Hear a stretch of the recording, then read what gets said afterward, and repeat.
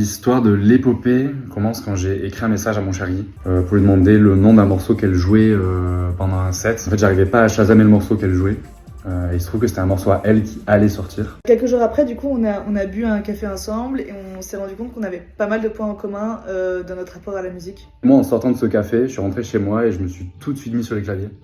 En fait, j'ai commencé à travailler sur un thème qui m'était déjà venu à l'esprit un peu par hasard, je crois, en marchant dans la rue, et qui traînait dans mon téléphone, dans mes notes vocales, en gros. Et puis j'étais persuadé que ça lui plairait en fait, donc j'ai voulu lui montrer. Et je pense qu'on a pris une bonne décision.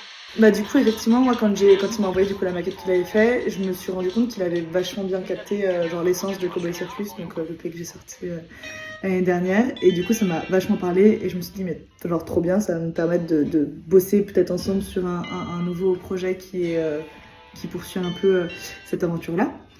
Donc en fait, après ça, on s'est retrouvés en studio pendant quelques semaines pour trouver des textures. On a essayé plusieurs directions, on a voulu un peu arranger le morceau comme on l'entendait.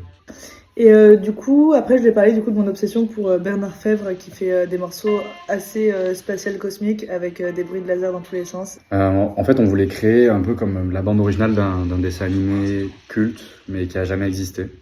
Je trouve c'est un peu rigolo.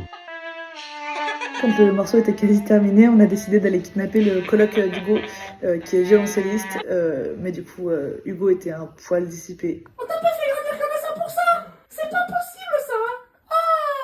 Allez, c'est bon. Allez, c'est bon. Non.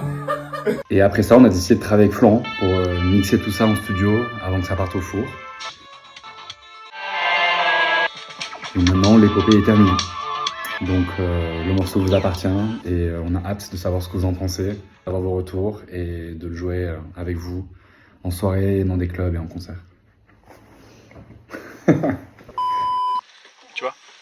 De toute façon, le but c'est de récupérer vachement de patates et de créer de la place pour tout faire une salade. Allez, on y va?